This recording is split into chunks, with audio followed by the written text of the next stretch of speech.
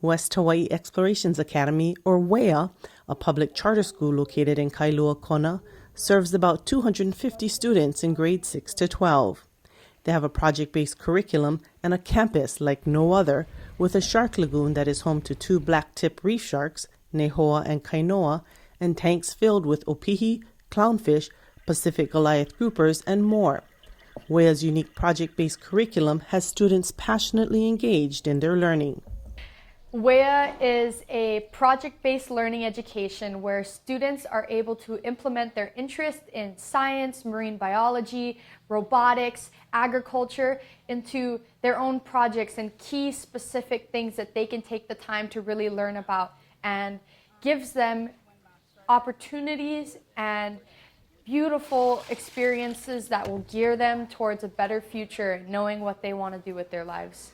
Halia is a senior at WHEA. She has earned a full-ride scholarship to a Florida university to study marine science.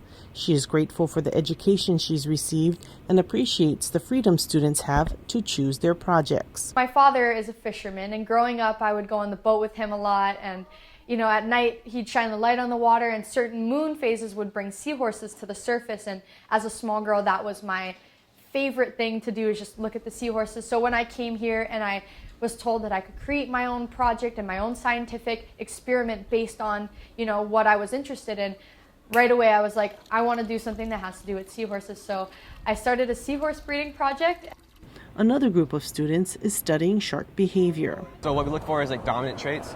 So when we feed, we'll have a chart, and it'll have tail flips, aggressive swimming, chasing, first to feed, and we'll tally each a trait. And then at the end of the year, we're going to put them all onto a graph and see the difference between the two.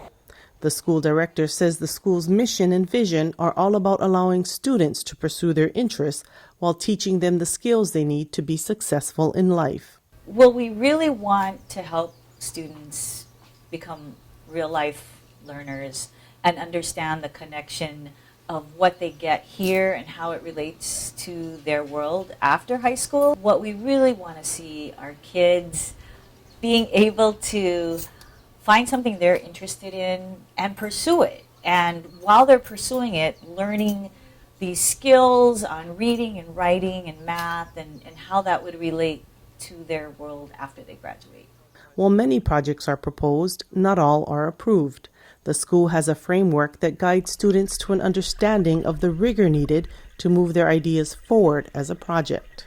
We are very rigorous. We do have a high bar. We really value that, and it can be misleading for students that come because they see this fun and science and gardens and fish and not know that there is all this writing and researching involved with it. The campus is located on the site of the Natural Energy Laboratory of Hawaii Authority, or NELHA.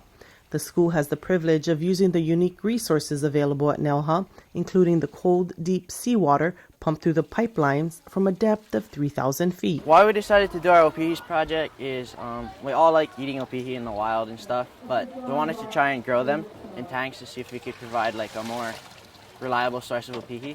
And what we're using here is our deep sea water from our deep sea pipe, and we found that the deep sea water helps to keep the algae alive that the opihi feed on, and the opihi also like it. It makes the water richer and it's better in general. We're hoping the opihis will breed over the summer, and maybe when we come back over the summer we'll have baby opihis. High school students have the opportunity to share their work with others through the Aloha Kai program. Students give tours to visitors, sharing their knowledge of the research projects at their school. More than 10,000 visitors have taken an Aloha Kai tour. Welcome to robotics. So this is our FRC 2014 robot named Fluffy. Visitors learn about their robotics program.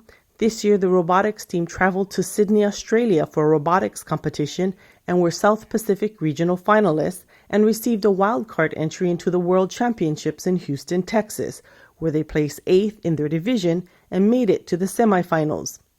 Visitors also have an opportunity to learn about 3D printing. Prosthetic hands, so we're actually able to make a prosthetic hand for a girl in need. So this was only a temporary use for her. Visitors also learn about the interesting sea creatures that come up through the deep sea water pipes. Well, this anglerfish, this is a small species of them. And now this is a female one because it actually has a way to hunt.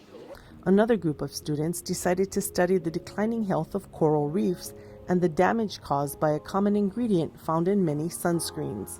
The most harmful is oxybenzone. When looking at the physical chemical structure of oxybenzone, it is similar to estrogen, which is a female hormone.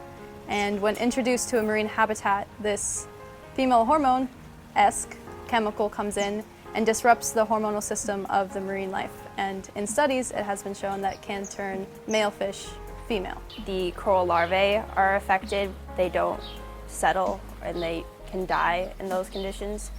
And it stunts the coral growth. They decided to take action.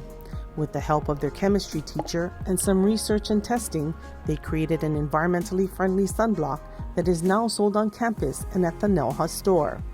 Students say their projects are engaging and fun and teach them 21st century skills.